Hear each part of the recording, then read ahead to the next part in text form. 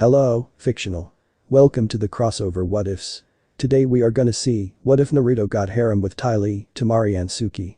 Part 2. If you end up liking this video, please consider subscribe, so without further ado, let's get into the video. We found a printer to make our posters. She says cheerfully, reveals the poster, and Ong smiles and points at it. Hey, I thought designing the Lost Appa poster was my job. I've been working all day on my Appa. Sokka said proudly. Showing his crudely drawn picture of Appa with a proud smile. Ong held an exasperated expression, while Katara tried to hold back her laughter. Sokka, the arrow is on Appa's head. Ong pointed out the bad attempt of art from the Water Tribe warrior. This is his head. Sokka said in dismay while pointing to the sketch. Katara took the picture from Sokka, looking confused. Why are feet coming out of it? Katara snatches back the picture indignantly. Those are his horns.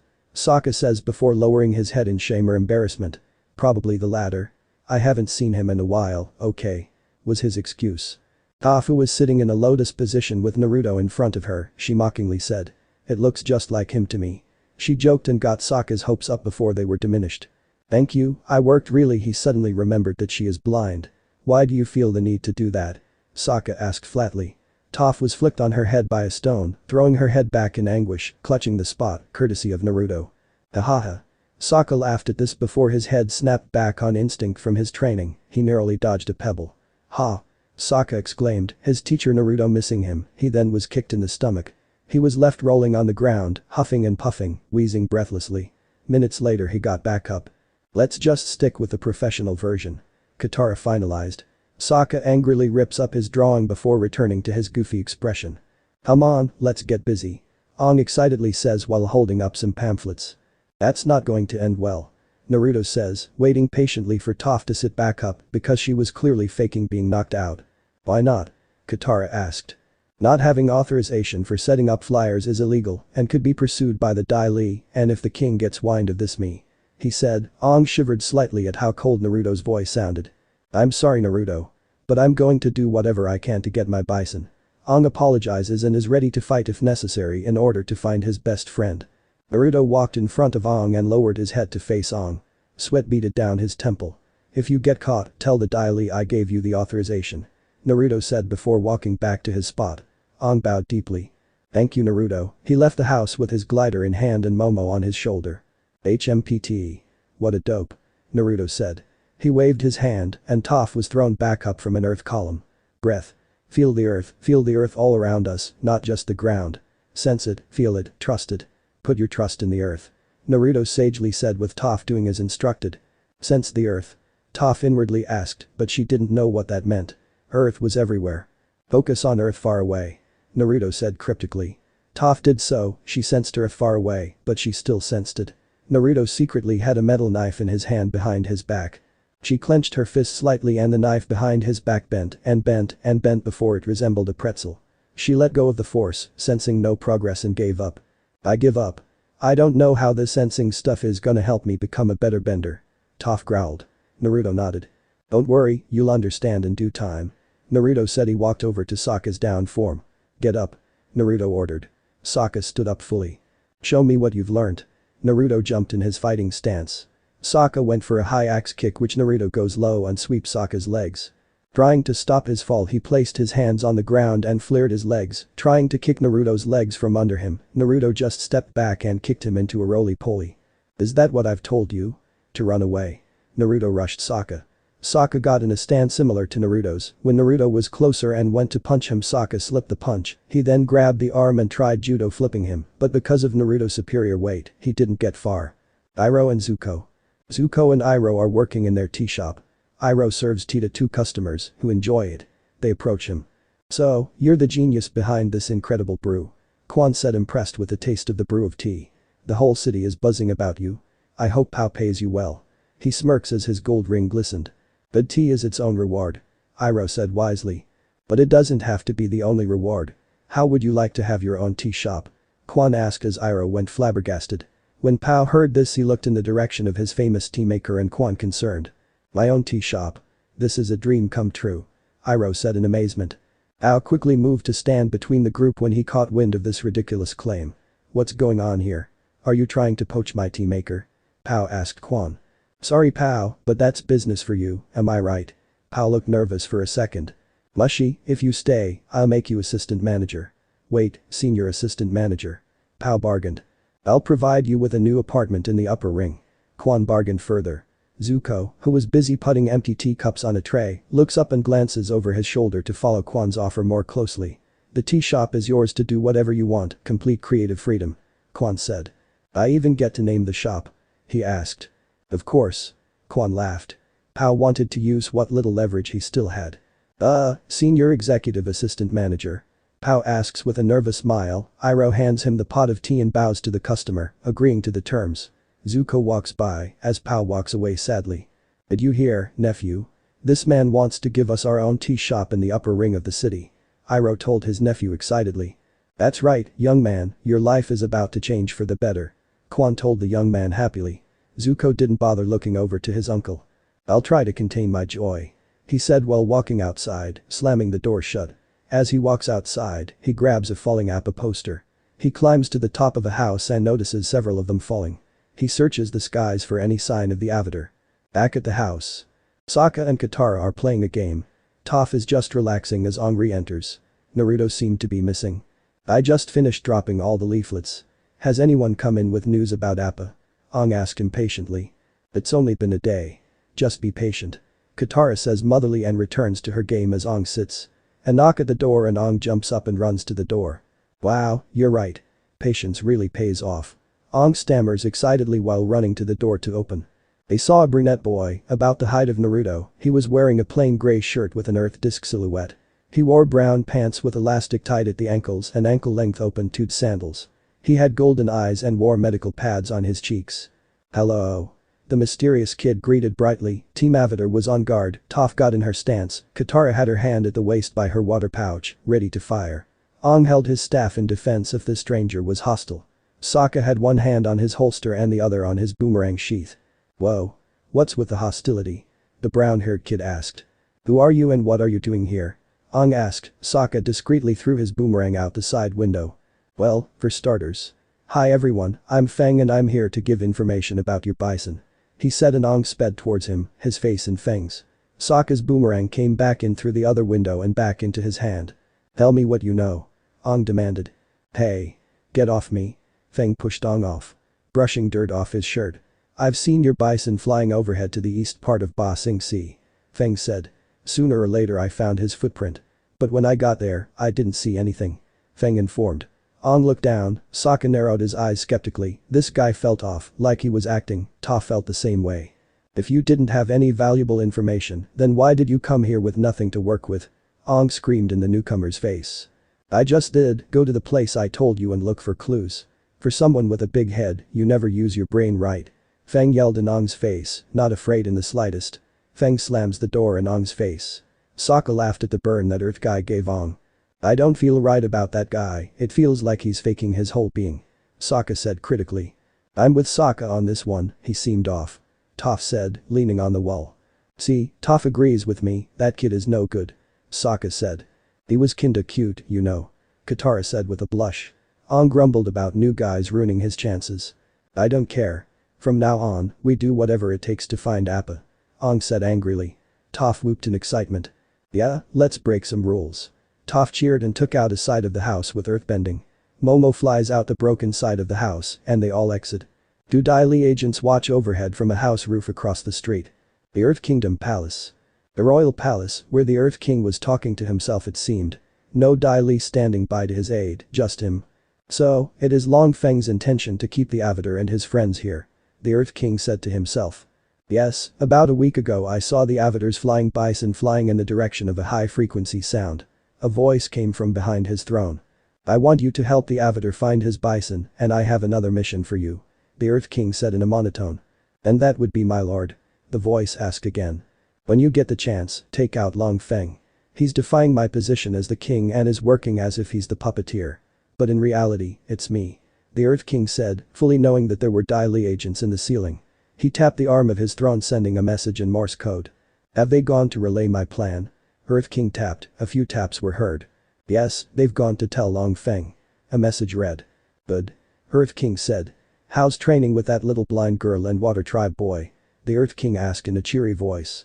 They're progressing faster than I thought. Sokka is already showing a great talent in throwing knives and stars, most likely from his impressive skill with the boomerang. Toph is already inventing metalbending for a sub-element. The voice now known as Naruto's voice explained. Metal huh? That's an interesting sub-element. The Earth King said. Yes, it is. And speaking of which, how powerful is the Avatar? Earth King asked. At the moment, he is by far the weakest Avatar in history, both physically and mentally. He holds onto the air nomad concept that there's good in everyone. Naruto said behind the throne. Do you think that there is forgiveness for the Fire Lord, your uncle? Earth King asked critically. Please don't refer to that man as my uncle. He was nothing of the sort and should be dealt with accordingly. Naruto replied to his king's question. You sound just like him, you know. He replied to his Fang. He didn't get a reply and noticed Naruto left. Zuko and Iroh's apartment. Zuko entered his uncle's room.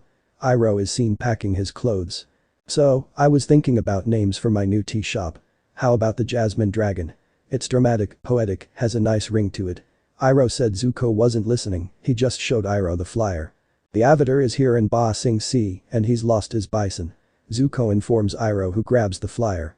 We have a chance for a new life here. Iroh sighed disappointingly. Zuko wasn't paying attention, he was too busy looking out the window. If you start stirring up trouble, we could lose all the good things that are happening for us. Iroh warned his nephew. Good things that are happening for you? Have you ever thought that I want more from life than a nice apartment and a job serving tea? Zuko asked. There is nothing wrong with a life of peace and prosperity. I suggest you think about what it is that you want from your life and why. Iroh suggested. I want my destiny. Zuko said. What that means is up to you. Zuko leaves to pack his clothes. The tea weevil. No, that's stupid. Iroh chastised his poor suggestion. At Naruto's house. Naruto appeared in his underground house. He walked to his kitchen and poured a shot of baijiu. He downed it, sighing at the hot aftertaste. He then drank the whole bottle before using his strength to crush the bottle, then used sandbending to replenish his only empty gourd. Sokka, I know you're there. Naruto called out. A body fell from one of the hanging hammocks and landed roughly. Oh, hi, how long did you know I was up there? Sokka asked. Naruto stomped his heel, forcing Toph to be pushed out of the corner. Katara was thrown into the living area from his hallway, and Aang fell from the ceiling. Your guys' feet stink. Naruto insulted. In the corner, Toph went to smell her feet as did the rest, and their heads were immediately thrown back by the suicidal smell. We're here to ask for your help. Katara said. Aang walked up to Naruto before bowing low. Naruto, I'm sorry for how I've been acting. I understand if you wouldn't want to help find Appa, but please can you help us? Aang pleaded. I can't say no, my king gave me orders to help find your bison. Naruto said. This brought hope to the eyes of Team Avatar. And besides, I have a suspicion who took your flying buffalo. Said Naruto. Sokka shivered as well as Toph and Katara and Aang cheered. Woo-oh.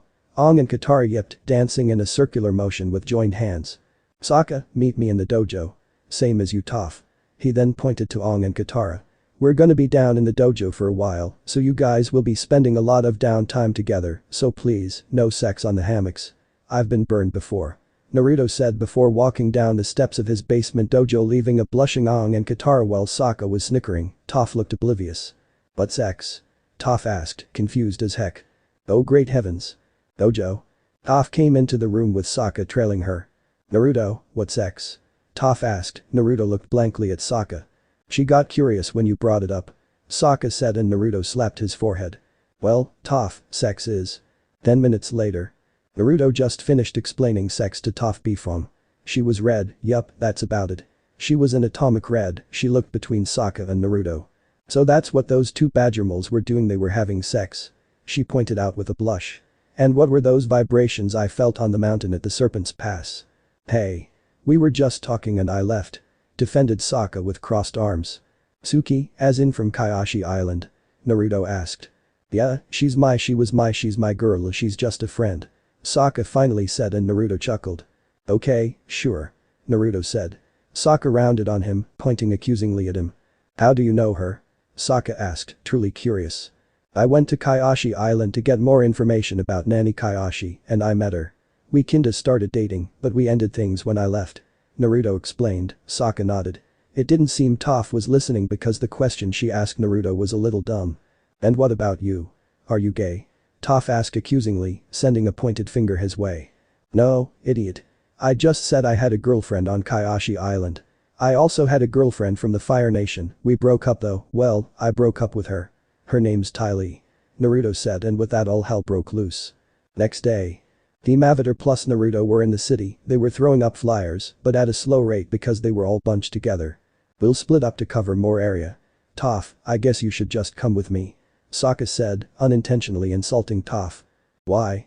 Because you think I can't put up posters on my own? She asked a bit peeved, she angrily took the paintbrush of glue from Sokka and threw glue on the wall. She slams up a poster, but it is backward. It's upside down, isn't it? Toph asked embarrassedly. And backwards. Naruto quipped. I'll just go with Sokka. Toph said. Yeah, you do that.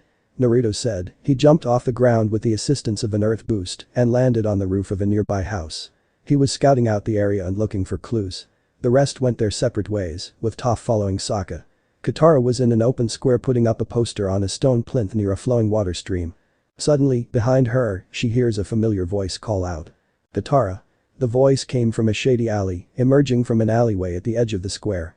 Katara wheels around with a startled gasp. The figure walked closer. It turned out to be Jet, who was smiling confidently. I think I can help you. He said with a smirk. Katara's shocked blush transforms into a look of pure outrage. With a sweep of her arms, she bends up water from a lake directly at him while screaming in rage. Jet looks at the wave in fright. Katara, I've changed. Jet shouted, the wave hit Jet, sending him back quite a ways bending up remaining water from the wave. Tell it to some other girl, Jet. She yells before turning the water to ice, which sends Jet back to a wall. Jet unsheathes his blades and blocks the ice with his swords. I don't want to fight you, I'm here to help. Jet said before throwing his swords down and reached for something behind his back. Katara quickly fires more ice crystals, which pin him to the wall. The rest of the team approaches. Katara, what is it? Sokka asked his little sister. Jet's back. Katara said calmly. We can't trust anything Jet says. Katara snarled. But we don't even know why he's here. Sokka said. I don't care why he's here, whatever the reason is, it can't be good. Katara assumed. I'm here to help you find Appa. Jet told her, opening his hand and revealing he is holding a missing Appa poster for proof. Katara, we have to give him a chance. Aang told her, a nervous bead of sweat dripping down his head. I swear, I've changed. I was a troubled person and I let my anger get out of control, but I don't even have the gang now. I've put all that behind me. Jet explained. You're lying. She yelled in defiance. Toph walks up to Jet and feels the wall he is pinned against. He's not lying. She said calmly. How can you tell? Sokka asked. I mean it's hard to believe a blind girl who just met the psycho jerk and saying that he's not lying about having his squad. I can feel his breathing and heartbeat. When people lie, there's a physical reaction. He's telling the truth. Toph told the gang. Katara, we don't have any leads. If Jet says he can take us to Appa, we have to check it out. Aang told her, completely forgetting that Kid Feng's info about the Sky Bison. Alright. She points and looks angrily at Jet. But we're not letting you out of our sight. She sneered, angrily stabbing her finger at Jet once more for emphasis, eyes narrowed. Jet enters a dimly lit warehouse with the rest of the gang, except for Naruto, he still hasn't shown up. The warehouse sits empty except for a few sacks and a pile of canvas and rope. This is the place I heard about. Jet told the group. Aang didn't look or sound pleased. There's nothing here. Katara prepared to waterbend in defense. If this is a trap. Jet cut her off. I told you, I work nearby. Two guys were talking about some giant furry creature they had, I figured it must be Appa. Jet informed. Toph was off to the side looking at the ground. She stepped on a white tuft of fur and picked it up. He was here. She shows them the clump of Appa's fur. Aang grabbed the fur and examined it, he looked longingly at the fur.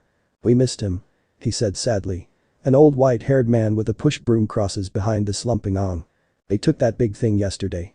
The old sweeping man said. Aang straightens with a shocked look. Shipped him out to some island. About time, I've been cleaning up fur and various leavings all day. The old man said. Aang swiftly moves closer to the man. What island? Where's Appa? He jumped around excitedly. Foreman said some rich royal type on Whaletail Island bottom up. Guess for a zoo or such. Though, could be the meat that'd be good. The old sweeping man grinned with a bit of drool coming out of his mouth. We've got to get to Whaletail Island.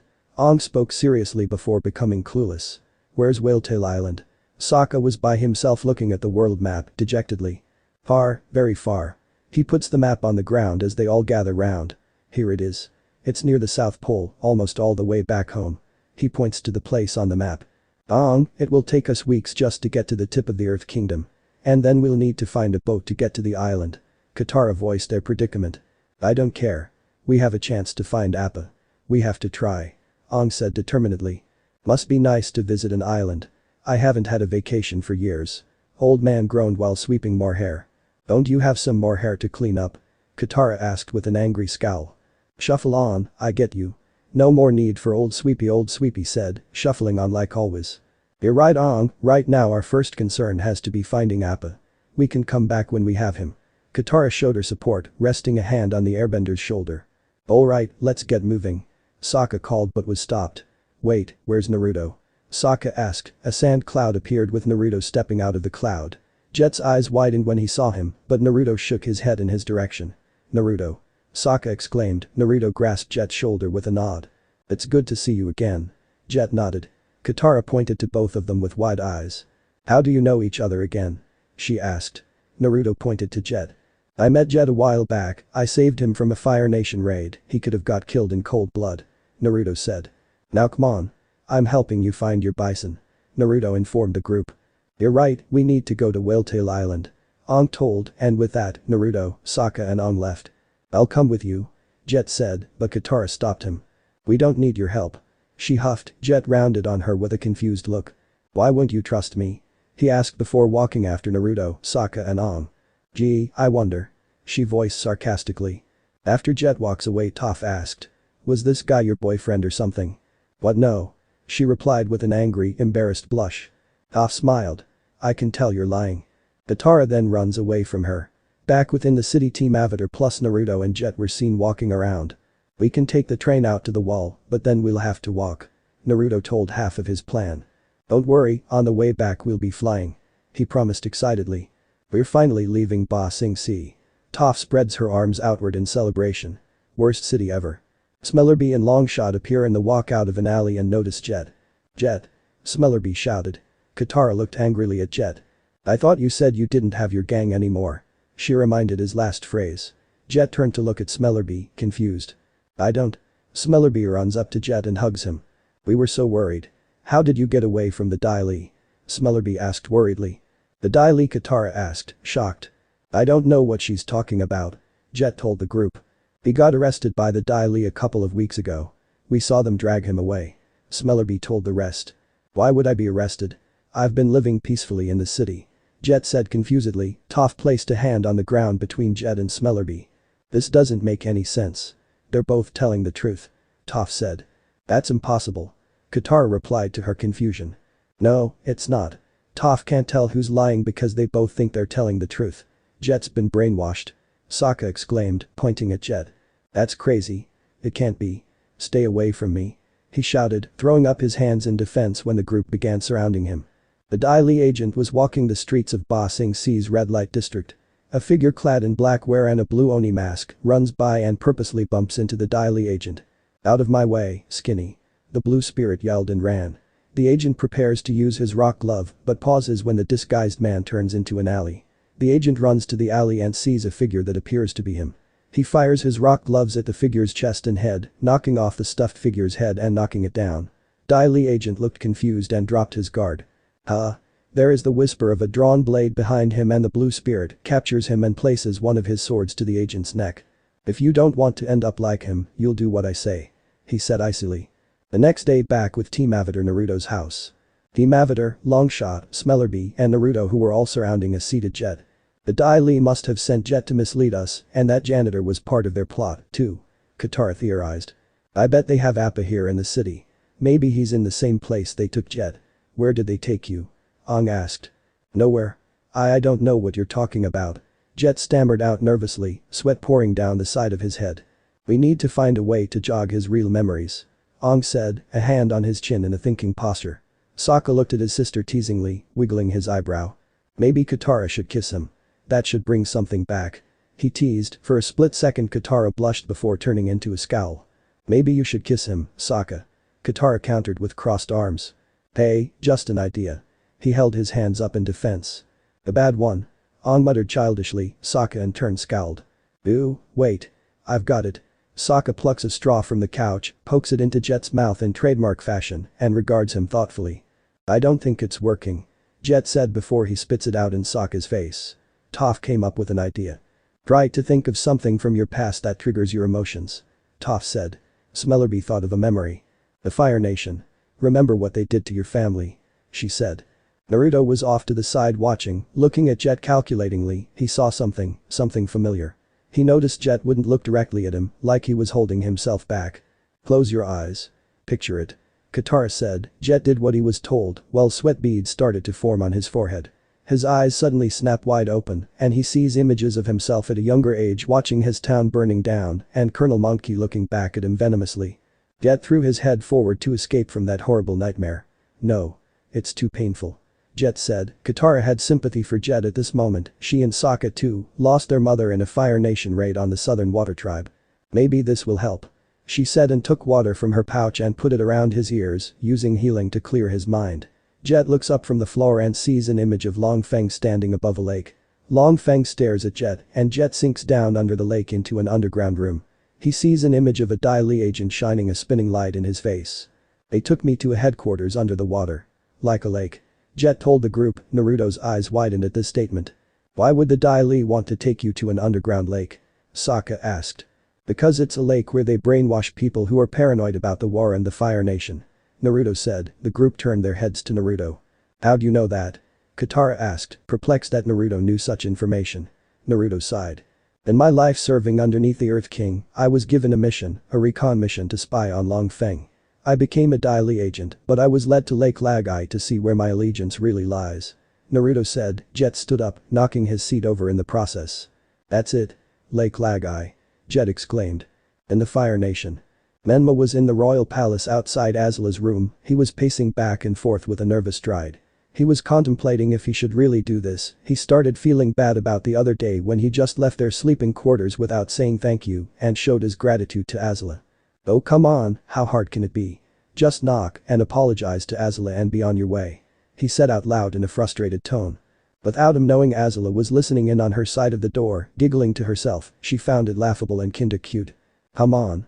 Apologize, just say I'm sorry. Azul. Before he finished his apology, Azula's door opened with Azula in a nightgown and her hair styled into a high ponytail. Menma was a loss for words. He began sputtering incoherent words with a small blush on his face. Azula smirked and struck a pose and said. If you keep staring I'll think you're trying to woo me with those amber hues. She said suggestively. Menma's blush grew, his hair matching his face. Regaining his posture, he lost his red complexion and held a confident face.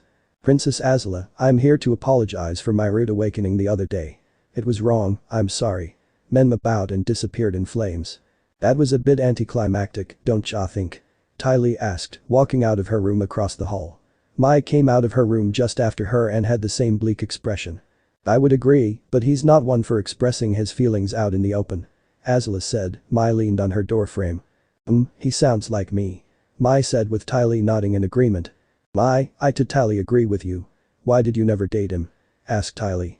Mai yawned, not caring about the question that much. I guess I never saw him that way. Mai said.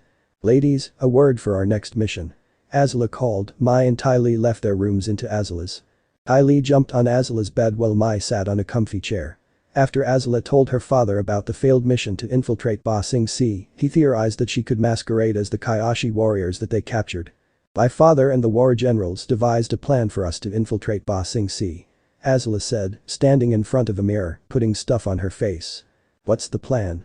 Ty Lee asked excitedly. Azula turned around, wearing the kabuki makeup the Kaioshin warriors wore.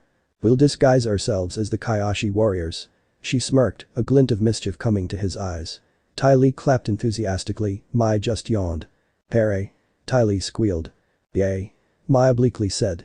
Lake Lagai. Naruto was leading Team Avatar and the freedom fighters along the shore of Lake Lagai. He uses his earthbending to bring up a slab of rock with an entrance. He moves the rock lid out the way with the same technique. They all look down at the tunnel and Momo flies away. They climb down the secret passage into the secret headquarters. Naruto checks to make sure the coast is clear and they walk down a long hallway. It's all starting to come back to me. Jet whispers but is still heard. Naruto and the group walk past a room where a member of the Dai Li was brainwashing a group of women. I'm Judy. Welcome to Ba Sing Se. The Dai Li agent said. The manipulated women robotically replied. I'm Judy. Welcome to Ba Sing Se. The Judy said in unison. We're so lucky to have our walls to create order. The agent said. We're so lucky to have our walls to create order. I think there might be a cell big enough to hold Appa up ahead. I think it's through here. Jet guessed, opening a passage to an empty room with a bunch of hanging chains attached to the ceiling. Naruto slipped into the ground, disappearing somewhat. They entered the room and the door closed suddenly behind them. Lights turned on, revealing the agents on the ceiling and Long Feng standing at attention. Now that's something different. Sokka said. Long Feng smirked when he saw the avatar cornered. You have made yourselves enemies of the state. Take them into custody. He said, and the Dai Li agents jump off the ceiling and surround them. 2 agents fire rock gloves, but Toph breaks them up and sends the 2 agents flying through the air with rock pillars. Jet runs toward the agents and breaks 2 other gloves fired by agents with his swords and trips another. A full battle ensues. Aang deals with a pair of Dai Li agents. Sokka and Katara destroy 2 Dai Li gloves, but a second pair grabs them both. Toph saves them by creating a rock wall, and she raises the ground up. Toph knocks away the 4 Dai Li agents that attacked her, but a glove captures her from behind, and Jet swings by to free her. The agent fires his other rock glove, and Longshot fires an arrow, which destroys the glove. Jet jumps in front of Longshot to hold off more of their rock attacks. Long Feng escapes. Aang noticed him after knocking away 2 agents with airbending. Long Feng is escaping. Aang shouts, he and Jet gives chase. They head into another part of the headquarters with many pipes of all sizes sticking out of the walls, with some of them pouring out water, but are sealed in by Long Feng. Alright, Avatar, you've caused me enough problems. This is your last chance if you want your bison back.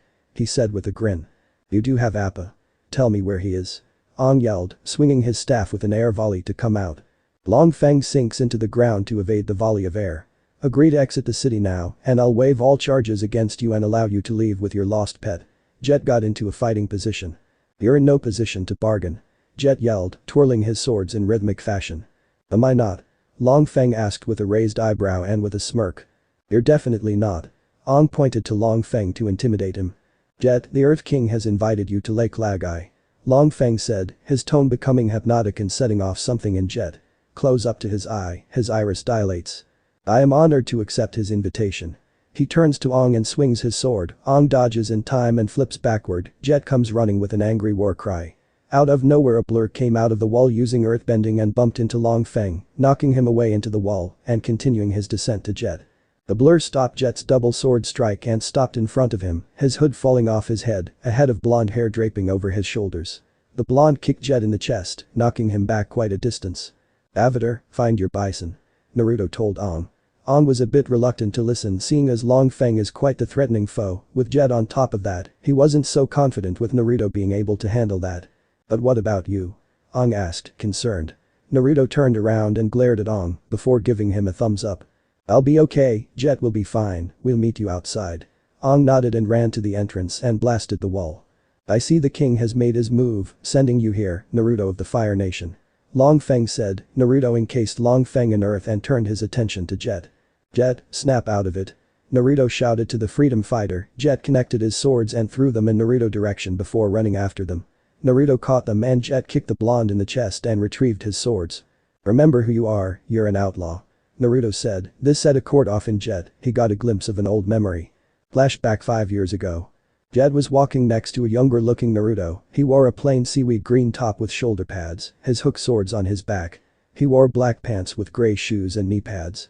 Naruto had short blonde hair, just passing his eyes. He wore a black poncho with a hood built in, underneath he wore no shirt, he wore brown pants with gray wraps around his ankles and wrists. Naruto, where are we going? Jet asked, cautious about the terrain they found themselves in. They were in a forest with a lot of burnt trees surrounding a huge cave. There were some trees with leaves, but that was some. I want you to meet some people. Naruto said. He opened the cave up with earthbending, and Jet saw a few people. On guard. A boy dressed in navy armor shouted to his comrades. Relax. It's me, I've brought a new recruit.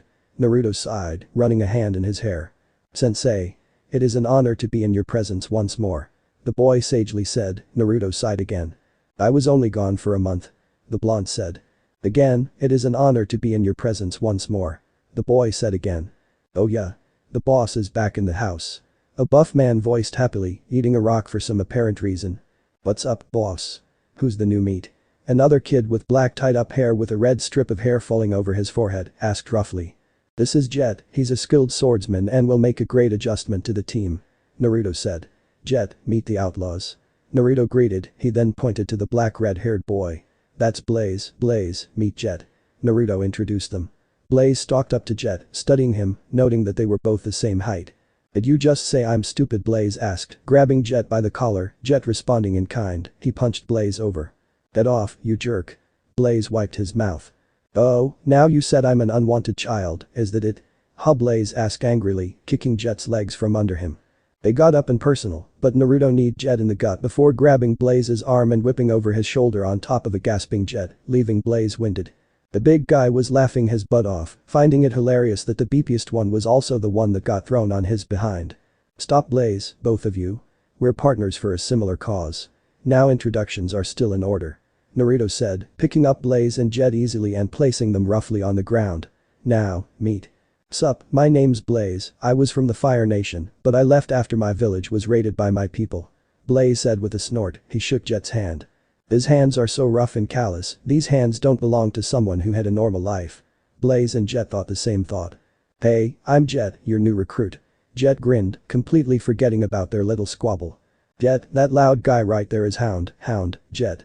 Naruto pointed to a man in his early 20s with brown tied-up hair and emerald eyes. He wore a poncho cloak with a built-in hood and brown trousers under the cloak. He also has brownish-gray wraps around his wrists and calves. He is an excellent earthbender, he primarily uses a hammer in correlation with his earthbending. Sup, bub. Hound said, chewing a rock. Blah hears things, even in a room by himself. Hound told Jet he did a silent O. And that guy who's wearing the armor is Susanoo. Naruto told Jet. It is good to meet you, friend, I heard from sensei that you are skilled with the sword, as am I. We should train. Susanoo grinned while bowing, Jet grabbed his forearm in an honorable shake. Susanoo wore a kabuto helmet and DM-style chest armor paired with shoulder guards, sleeves, a skirt, thigh protection, and shin guards. He also donned 2 katanas, one strapped to his back and the other strapped to his waist. He had brown hair, chocolate skin with dark blue eyes. He also wore a black poncho with a built-in hood. It's great to meet you. And you, Hound. Jet said excitedly. Hound grinned, puffing on some earth in the shape of a stick with some brown stuff inside. Haha, the bugs got some spunk to him. Hound said with a proud laugh. Blaze has creamy skin with jet black hair, tied up in a top knot. He wears Fire Nation armor that fits his size swimmingly. He had on the same cloak as Susanoo, Hound, and Naruto. He may have left his home, but he'll still embrace his culture. So how about it, you wanna join, bub? Hound asked Jet, who thought of it. Yeah, sure. It sounds like it'll be fun. Jet had a black cloak thrown on him, from Blaze. We all wear matching cloaks or ponchos however the boss puts it. Blaze said, he coughed and flames shot out his mouth. Now listen, we're gonna be a team for a while, until we disband. But until then, me, Blaze, Hound, Susanoo, Jet are the outlaws.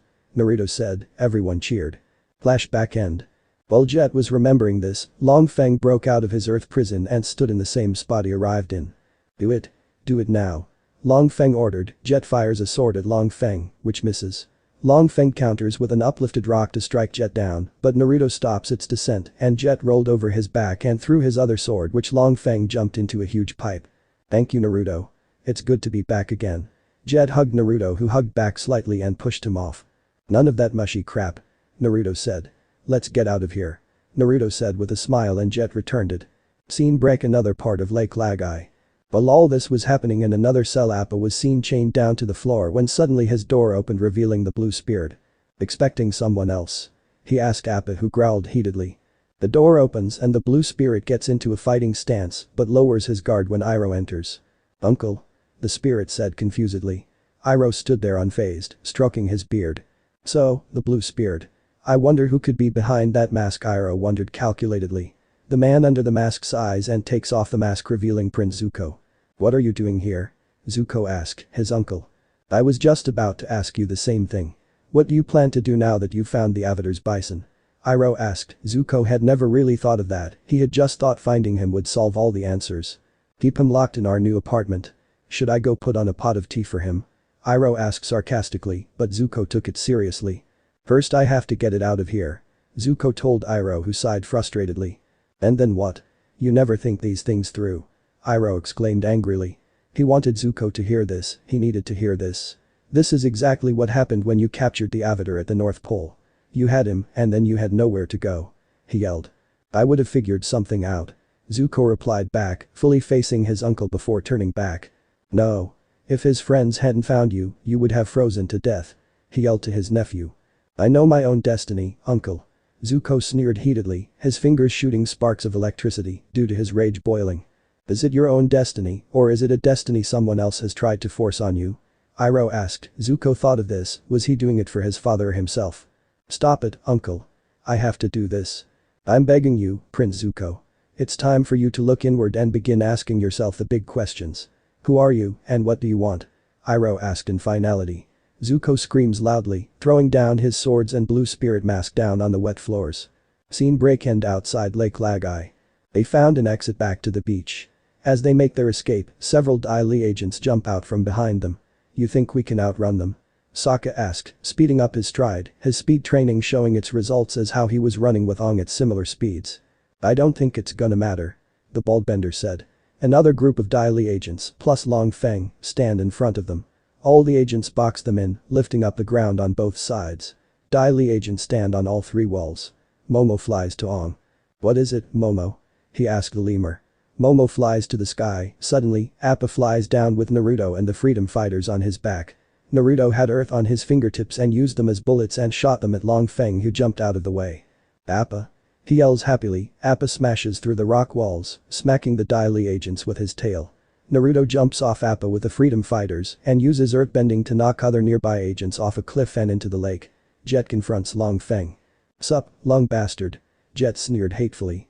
I can handle you by myself. Long Feng charged at Jet and went to kick him, but Jet hooked his leg before spinning him and throwing him, skipping into the lake. Jet throws Long Feng's shoe from his dual-hook swords. The team cheers and they run toward Appa. Yeah. Appa. Sokka yelled cheerfully. Ong happily cried. I missed you, buddy. Appa closes his eyes. A teary-eyed Katara somberly looks over Jet. Jet. Katara called out. Jet looked away from his conversation with Naruto. Yeah, what's up? Jet asked but was enveloped in a hug. Jet hugged her back with a happy expression. Katara pulls back before kissing his cheek. Thank you, you've really changed. She said with a blush on her cheeks. In the corner of his eyes Ong saw Naruto patting Appa softly. So, you're the flying bison. Naruto commented and got licked for his efforts. It's good to meet you too, you big ugly beast. He smiled, he had always had a soft spot for animals of any kind. Naruto, thank you for helping us. For helping me. Ong showed his gratitude. I didn't do it for you, but you're welcome. Naruto accepted the thank you with stride. Sokka. Yes. Sokka stood at attention. Toph. Naruto called out for her attention. What? She said lazily. He snapped his fingers and pointed in front of him. Front and center. They did so. I'm not going to be teaching you guys anymore. Now that I've finished my mission as you escort guide and I found your bison, I'll be returning to my regular duties as the Fang of the Earth King. I hope you can understand. Naruto said before walking off. Sokka and Toph hug him from behind, crushing him in the process. Thank you, Master Naruto. They both shouted in unison, feeling a bit left out. The team all gathered in a group hug. Back with Zuko and Iroh. Zuko and Iroh emerge from the Dai Li headquarters. You did the right thing, nephew. Zuko looks at his blue spirit mask as Iroh rests a hand on its shoulder. Leave it behind.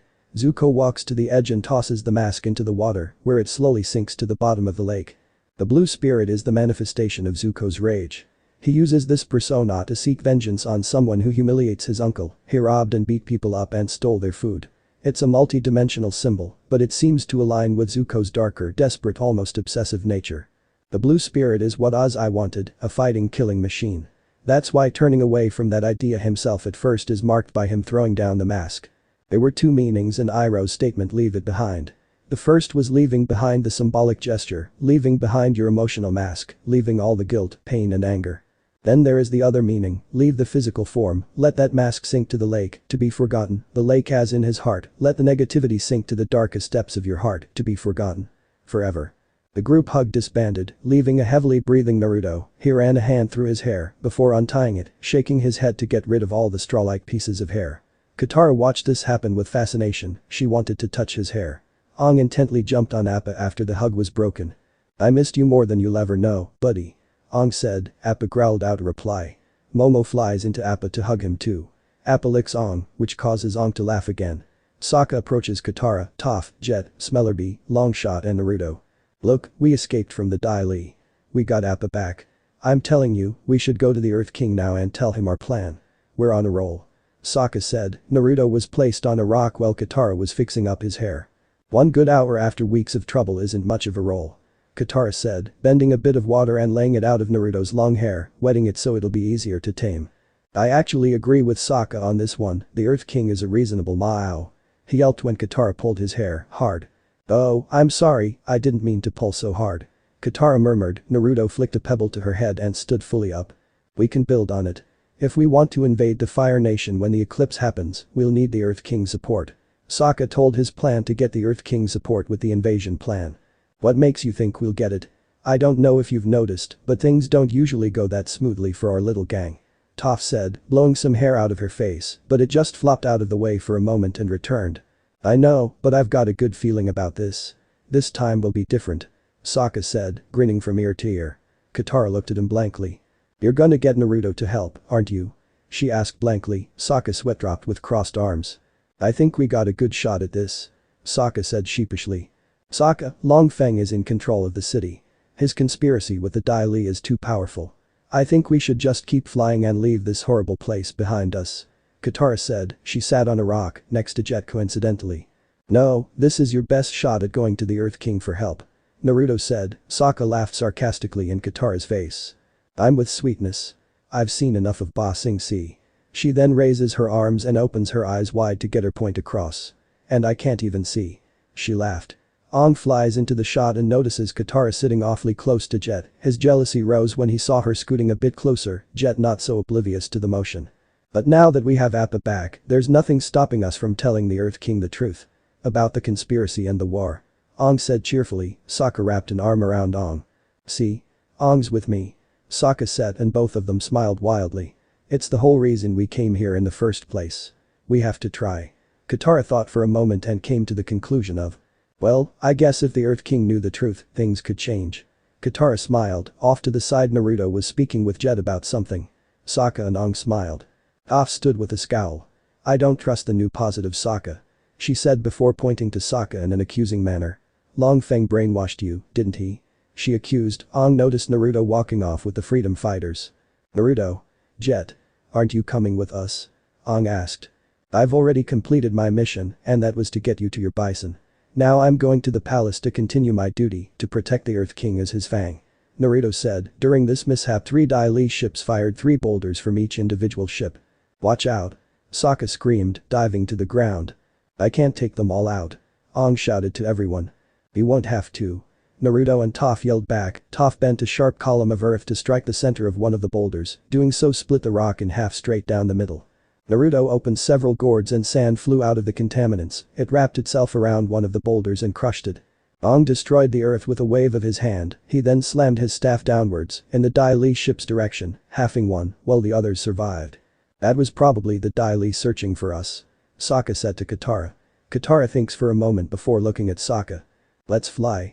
Katara said determinedly. Everyone jumped on Appa, some waited for the rest. Aren't you guys coming? Sokka asked. No, we're thinking of staying out for this one. Jet said, resting a hand on Smellerby's shoulder. We're gonna start over. Jet said proudly. A teary-eyed Smellerby hugged Jet. Longshot gave Jet a meaningful stare, which was reciprocated with a nod from Jet. I'll meet you guys there, I have to talk with Jet for a bit. Naruto said, walking off with Jet and the freedom fighters. Yip. Aang said the secret code to get his sky bison to fly. They fly toward the palace, now with no saddle, holding on to Appa's fur for dear life, especially Toph. Naruto along with Jet, Smellerby and Longshot were walking on the shore in a comfortable silence. Smellerby was especially close to Jet, Longshot was at the rear in case of attacks. So, Jet, I heard some rumors going around. Naruto finally broke the silence. Jet tensed up for a second before relaxing, placing a weed in his mouth. Oh, yeah. What rumors? Jet grinned, he thought that all his heroic acts had finally got notice of his boss. Naruto ducked low and swept Jet's legs. Smellerby did a somersault over Naruto and went to back kick him, but Naruto grabbed her leg and threw Smellerby into the lake. He moved his head out of the way of an arrow, courtesy of Longshot, he grabbed the arrow and fired it back at Longshot who moved out of its trajectory. Naruto stepped on Jet's chest. I heard that you blew up a dam to wipe out a town of innocents. Naruto said menacingly. Jet tried to push Naruto off but couldn't. I did, I made a mistake. And if I could, I would take back all the mishaps that I caused. Jet exclaimed. Naruto got off his chest and held his hand out. We're all not perfect, we make mistakes, but we can atone for them with the right intentions, right? Naruto asked. Jet grabbed his offering hand and got to his feet. I have a mission for you, Jet. Naruto said after helping Smellerbee out of the lake with earthbending. What is it, Naruto? Jet asked. Naruto pulled him to the side and told him the plan. Smellerbee and Longshot tried listening in, but got shut out by Naruto's earth wall. That's what I want you to do, Naruto said to Jet. But what if some of them didn't make it, or if they don't want to? Jet asked, somewhat shaken up. Trust me, they'll be there. Some of them are actually still together. Naruto said. Jet looked down, somewhat saddened. I feel bad for betraying Katara, Sokka, and Aang a while back. The past is in the past. It's time to look towards the future. The blonde man said. Jet chuckled. You sound like Susanoo, but I'll complete the mission. Jet said. Can I bring Smellerbee and Longshot? Jet asked. I'd prefer you don't, but go ahead. It's nearly the end of the world, so we might as well get as much help as we possibly can. Naruto said. Jet hugged the blonde. He patted the smaller teen's back slightly before he removed himself from Jet. He jumped high in the air before bringing his heel down, creating a large hole tunnel. Follow this tunnel, it'll lead you out of the Earth Kingdom. Trust your instincts and trust each other, you have to make it out quickly. The walls will sooner or later collapse on top of you. Get going. He was then enveloped in a sand cloud, and when the cloud dissipated, Naruto was nowhere to be seen. But Team Avatar. Can we please buy a new saddle? Riding bareback is terrifying. Toph whined, burying her face in Appa's back. They start getting closer to the palace. There it is. That whole thing is the palace. The Earth King's chamber should be in the center. Sokka voiced his hypothesis. We have to be careful. Long Fang's probably warned the king that we're coming. Katara said. Sokka sent her a side glance. Don't forget, we got Naruto on our side, he's the Earth King's trusted soldier. Sokka said. Aang noticed Sokka's arms, they seemed bigger. Hey Sokka. Have you been working out? Aang asked. Sokka smirked and dragged a finger under his nose, childishly. He flexed his biceps, the veins on his arms convulsing slightly. HMPT, yeah, you know, that training with Naruto finally showing its results, am I right? Sokka asked beepily. He flew off Appa's back by flexing his arms. Katara bent her water to grab his flailing arm and pulled him back. Are we ready to work now? Katara asked angrily. Sokka nodded meekly. Getting his composure back, Sokka went to his happy-go-lucky self. If you ask me, I think we're just gonna sail right in, and a giant rock is what stopped his sentence. The rock almost nearly hit them out of the sky. Or maybe we could just send him a letter. Sokka suggested but got whipped on the head, courtesy of Katara. What was that? Toph asked. Oh, it was nothing, just flying rocks were about to knock us out of the sky. Sokka screamed the last part. Sokka turned a calculated eye to the flying earth. Time seemed to slow down slightly. Sokka calculated the speed of the incoming boulder to be 70 miles per hour. With that in mind, he devised a plan.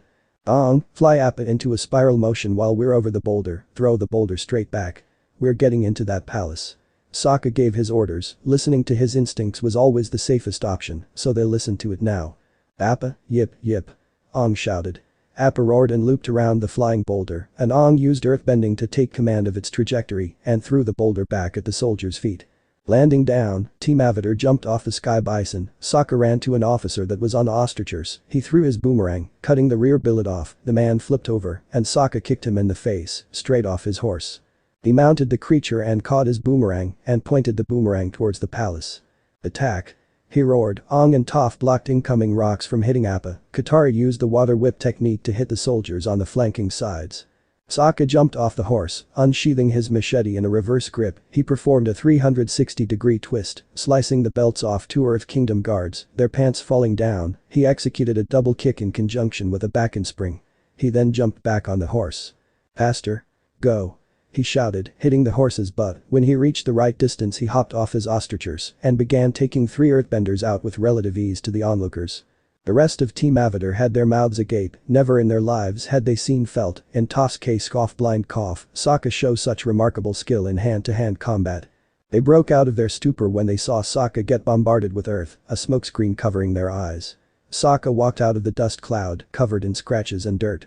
He moved his head as a rock came whistling past his face. Too slow, he pulled out 8 kunai, 1 in between each finger. He tossed them with precise accuracy. He lodged the kunais into the capes the guards were wearing, pinning them to the wall nearest to them. Sokka sees a platoon of earth wielders. Aang slammed his staff down, releasing an earth-like wave. Sokka jumped over it, but the earth platoon was destroyed. Team Avatar reaches Sokka, standing with him side by side. They continue toward the Earth King's palace, more guards appear and launch earth cubes at the gang.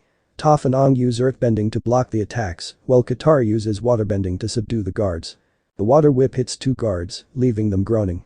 "Sorry," she shouts. Katara turns around and strikes down more guards with her waterbending, though closes her right eye in a sympathetic flinch for a moment as she does so.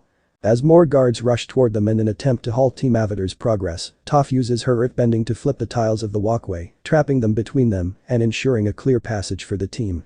"Sorry. We just need to get through to see the Earth King," she told the hurt soldiers, as if it was a valid point to whip them.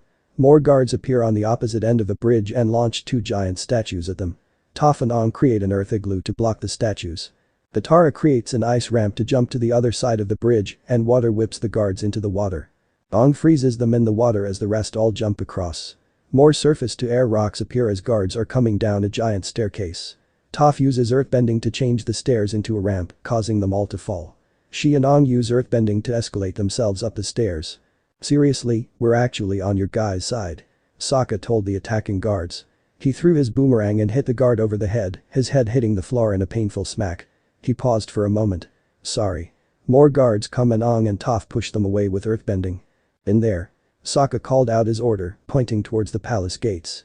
He kicked the doors in as they entered the palace altogether. They come to an area with 3 doors. More guards appear and Toph easily defeats them all. "Toph, which way to the Earth King?" Sokka asked, ducking out of the way of a mini boulder. He threw his trusty boomerang that took out that guard. "How should I know? I'm still voting we leave Ba Sing Se," she complained. Toph defeats more guards while Sokka opens the doors to find the Earth King. The first room is empty, as is the second was also empty. Sokka then bursts into a third room, startling a woman. "Burglar!" She screams while trying to run, trips, and falls flat on her face. "Sorry. Wrong door." Sokka apologized sheepishly, with a scratch on his head. They then come across a big door. Sokka whistled. "Now that's gotta be it." He ran towards the humongous door and dramatically kicked the door down with a battle cry, or so he thought. The door didn't move, it didn't get blasted off its hinges like he'd hoped. He tried pushing the door open, to no avail.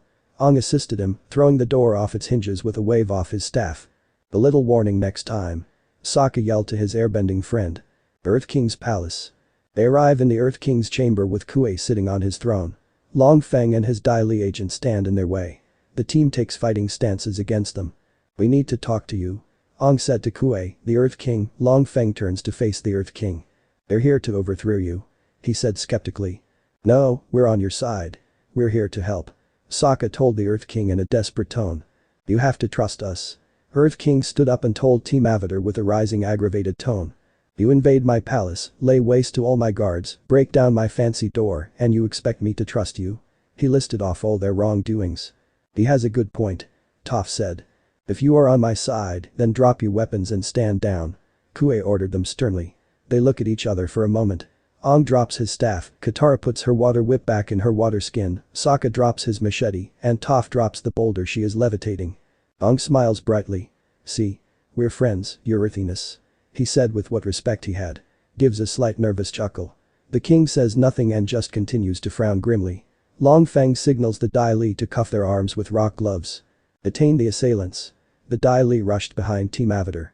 "But we dropped our weapons. We're your allies," Sokka said. "Make sure the Avatar and his friends never see daylight again."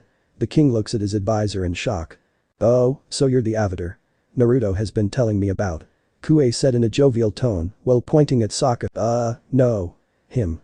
The Water Tribe member said, struggling to break out of the. Aang effortlessly breaks free of his earth cuffs and raises his arms. "Over here." He made his presence known before the earth cuffs reattaches his hands. "What does it matter, your highness? They're enemies of the state," Long Feng said, wondering if Kuei was going to go in with his plan to dispatch him.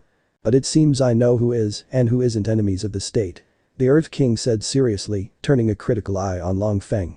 "You seem to think I am a fool, Long Feng," the Earth King said, icily. Long Feng jumped back from an fist that emerged from the ground, aiming to strike down the advisor. "What do you think you are doing?"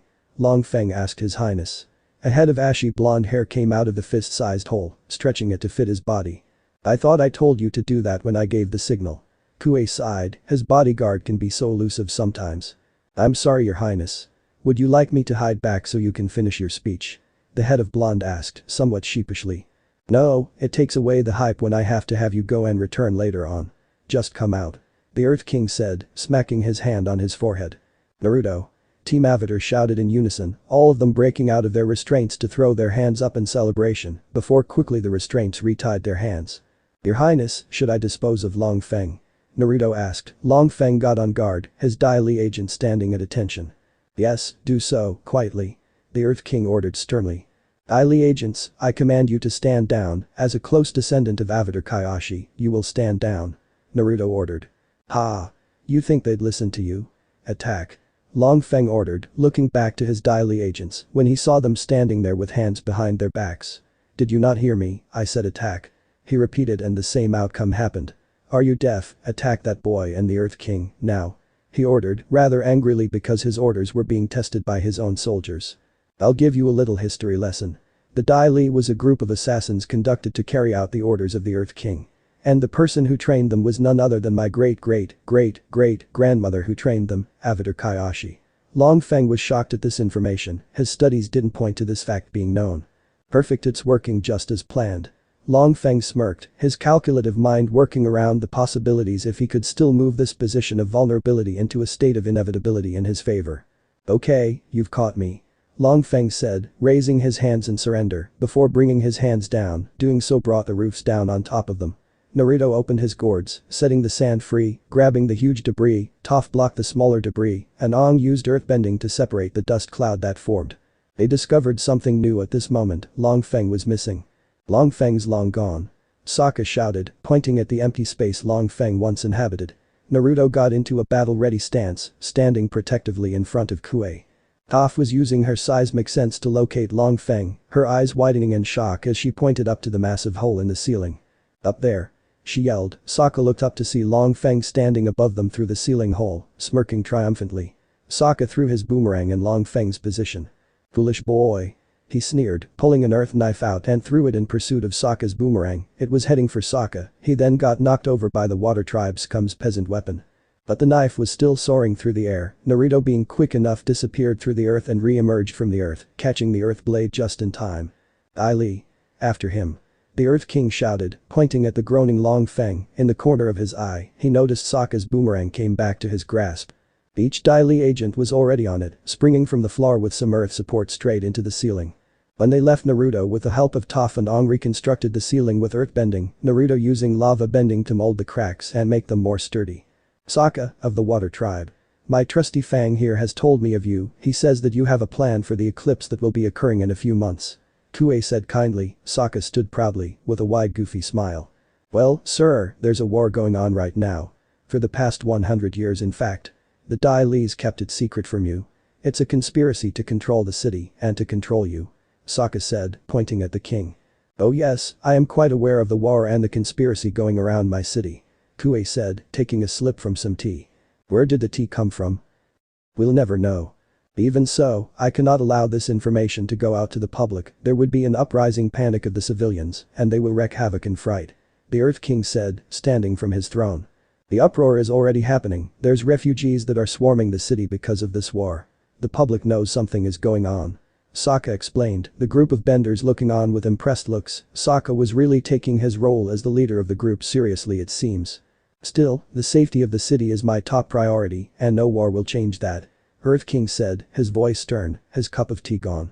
Naruto, back us up. Katara called out, Naruto turned over to her and raised an eyebrow.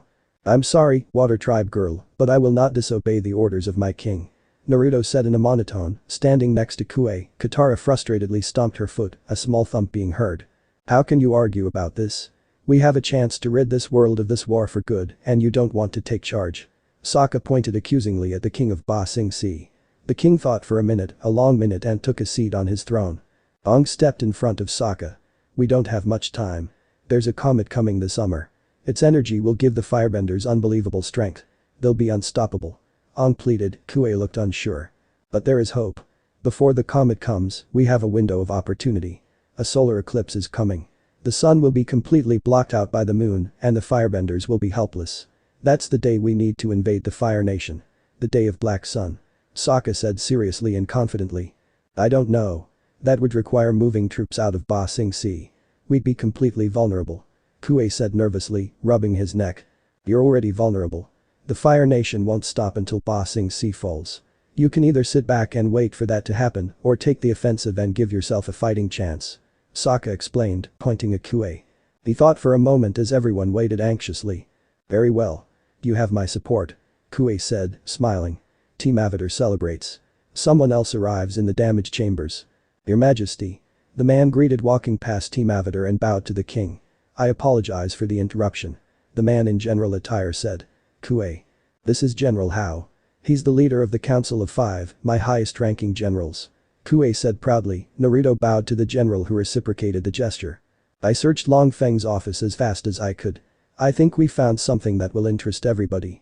General Hao said. Team Avatar exchanged looks. Long Feng's office. In Long Feng's office, a soldier is carrying a box of papers to the supposed desk of Long Feng. There are secret files on everyone in Ba Sing Se. Including you kids. General Hao said, taking out what had scrolls inside the box. Secret files? Ong asked. The first scroll Kuei took out was a plain scroll with a Bifrong family crest in the center. Toph Bifrong. Kuei addressed the letter to her and handed the scroll to General Hao, who handed it to Toph, who handed it to Katara. Katara opened the scroll and read what was inside. It's a letter from your mom. Your mom's here in the city. And she wants to see you. Long Feng intercepted our letters from home. Toph asked no one in particular and shook her head after a moment of thought. That's just sad. Kuei took out another scroll and handed it to Ong. Ong. This scroll was attached to the horn of your bison when the Dai Li captured it. General Hao said. Ong opened the scroll with weighted breaths and read it. It's from the Eastern Air Temple. Ong said excitedly. Katara and Sokka looked a little left out. Is there a letter for me and Sokka by any chance? Katara asked hopefully, her hand together fingers interlocked. Kuei looked in the box before shaking his head. I'm afraid not. Kuei said sympathetically. Sokka and Katara become downcast at the mention of this news. Oh. Sokka said, looking down with closed eyes, visibly showing his sadness. But there is an intelligence report that might interest you. General Hao said, handing a scroll with the Water Tribe insignia in the center to Katara. Opening the scroll she begins reading it. A small fleet of Water Tribe ships. Katara said, Sokka pushing Katara out of the way with a shove and snatching the scroll out of her hand. What? That could be Dad. Sokka said excitedly. Katara came running back and bulldozed Sokka from her previous spot and took the scroll back in her delicate hands. Reading the report with excitement.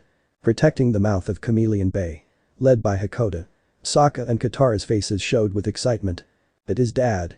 Katara and Sokka both excitedly said. Scene break Zuko and Iroh's apartment. Zuko and Iroh return from Lake Lagai. The former seems ill. You did the right thing. Letting the Avatar's bison go free. Iroh said proudly. Zuko pulled his dual swords off his back. I don't feel right.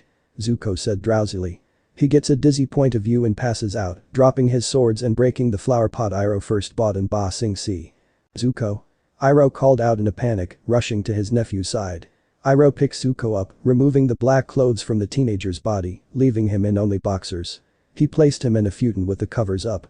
A couple hours went by quickly. Iroh used that time to place a cold towel on Zuko's forehead, changing it regularly when it got warm or hot, and meditating peacefully. He returned to his meditation, falling into a death-like slumber. Iroh strayed awake out of his meditation when he felt Zuko wake up. He removed the boiling hot cloth from Zuko's head, the steaming material not bothering him at all. You're burning up. Iroh said, dipping the cloth in water. You have an intense fever. He said, placing the cloth back on Zuko's forehead. This will help cool you down. The old, wise man said, referring to the cloth.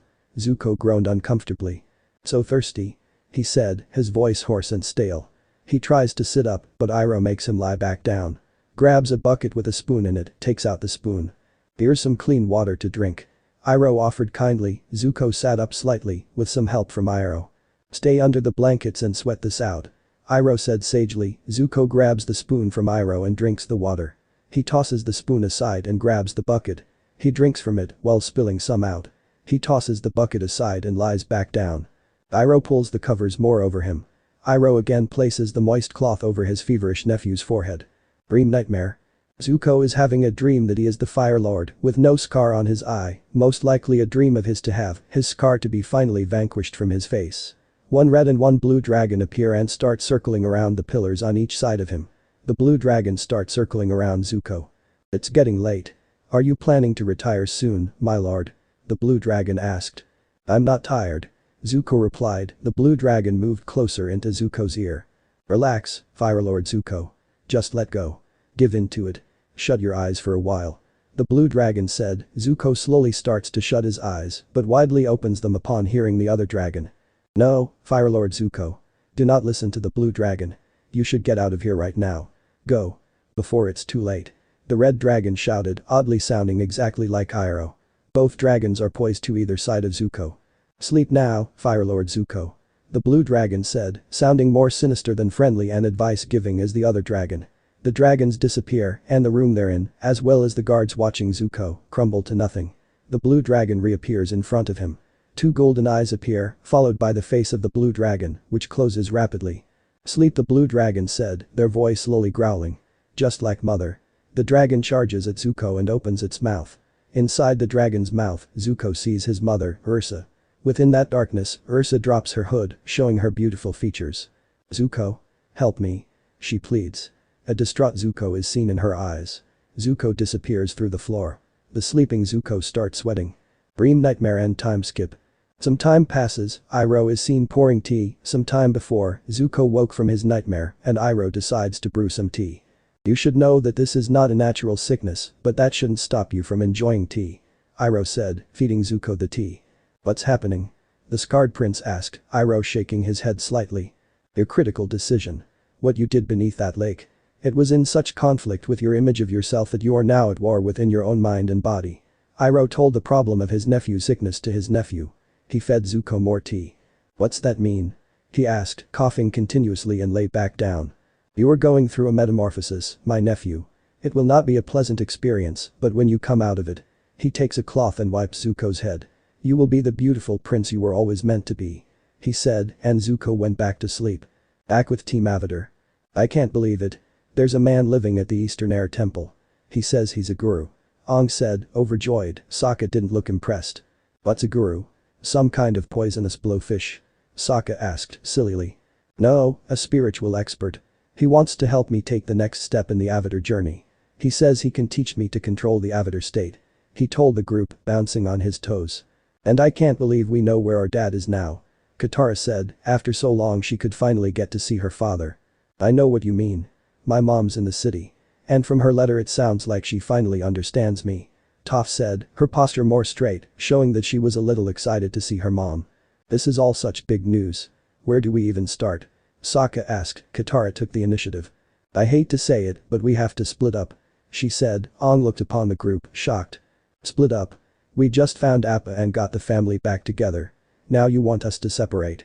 The bald boy with an arrow on his head asked. Katara put a hand on his shoulder. You have to meet this guru, Aang. If we're going to invade the Fire Nation, you need to be ready. She said, her support lingering, like her hand on his shoulder.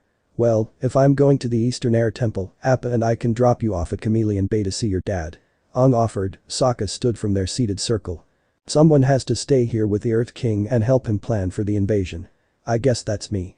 Sokka decided. Katara stopped him, standing up as well. No, Sokka.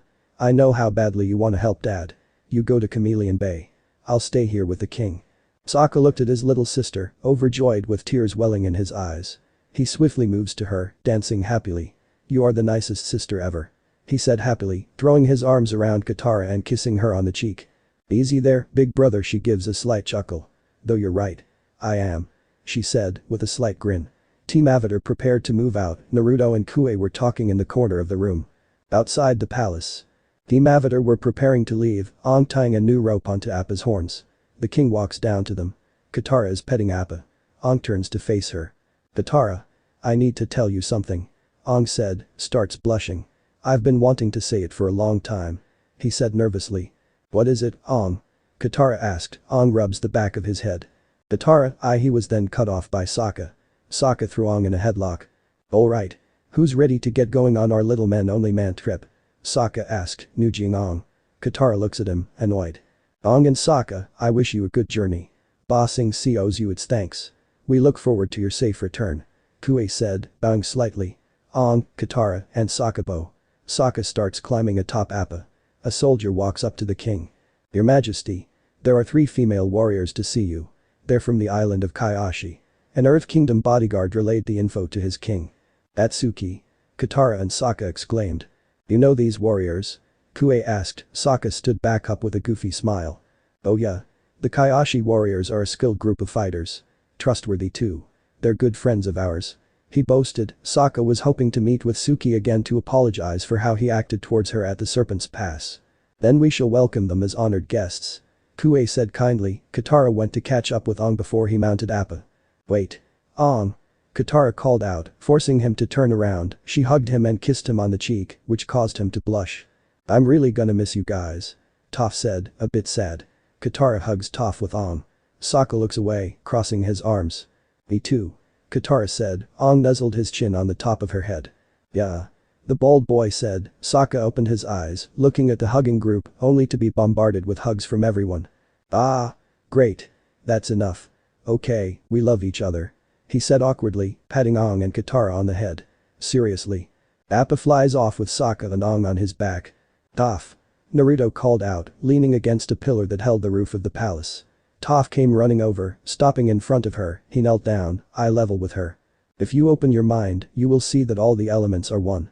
4 parts of the same whole. Even lava is just a part of earth that has been molded and refined into something new. Maybe that brain can think of something new. Naruto said. He then gave her the knife she unintentionally bent. What's this? She asked confusedly. Naruto ruffled her head and walked away after saying. You figure it out. Back with Zuko and Iroh. Iroh and Zuko are asleep. Zuko wakes up and walks into the bathroom. He washes his face with water. When he looks in the mirror, he sees himself with no scar, no hair and an arrow tattoo on his head, resembling Aang. He looks horrified. He screams himself awake and breathes heavily. He touches the scar on his face and closes his eyes. Back with Aang and Sokka. Appa is flying Sokka and Aang. Sokka is resting. You see, Aang. A little positive thinking works wonders. We got the king on our side, and when we get back, the king's waiting for my snag plan. He said, laid back. Yeah. I got someone waiting for me too. Thanks, positive attitude. He said coolly. Everything is gonna work out perfectly. From now on and forever. Sokka said positively. Aang turns around and smiles at him. In the Ba Sing Sea Palace prison. In the prison, Long Feng is sitting in his cell. It seems that the Dai Li caught him and imprisoned him behind metal doors. A Dai Li agent appears outside of the cell.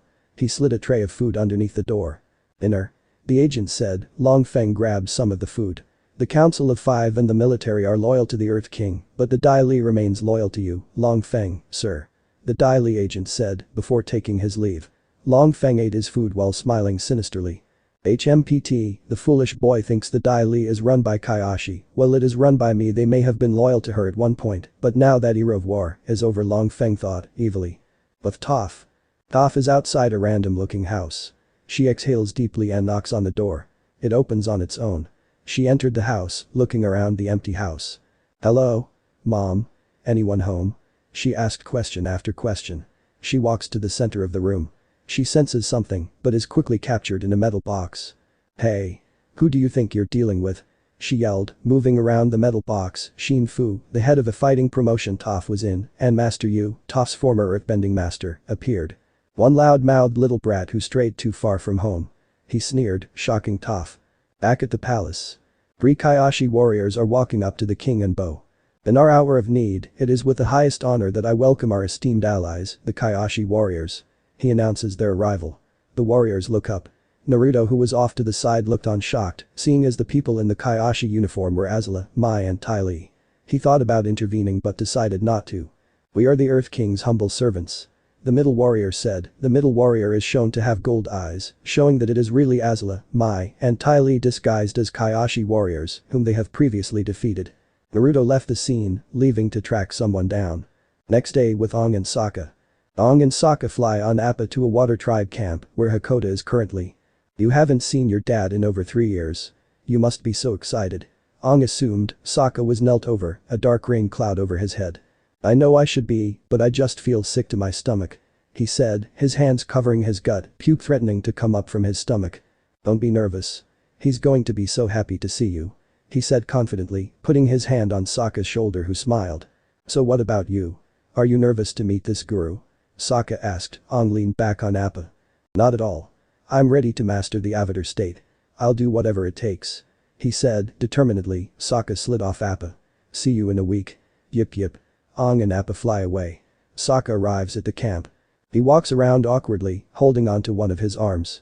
He bumps into another Southern Water Tribe member, noticing he was the same height.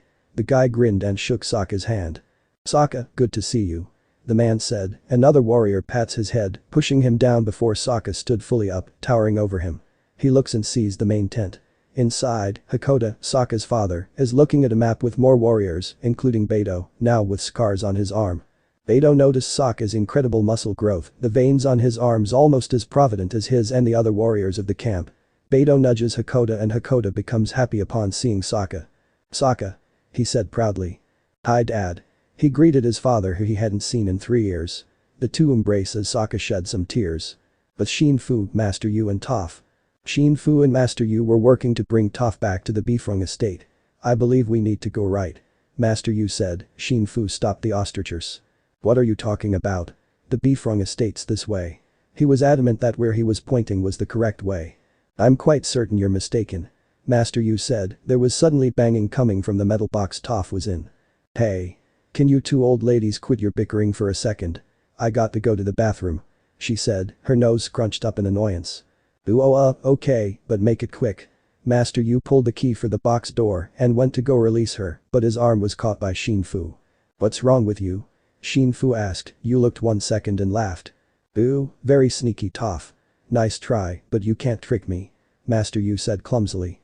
"Let me out of here so I can kick both your butts," Toph shouted from inside the box. Shinfu smashed his hand on the box, resulting in a loud bang. "Quit your banging. You might think you're the greatest earthbender in the world, but even you can't bend metal," Shinfu said, whipping the whips to his ostrichers to move. Toph looks sad as she places her hand on the side of the metal box. "Shinfu. Master Pao may be paying us for this mission, but we should not speak to his daughter like that," Master Yu chastised. "DCH, who cares?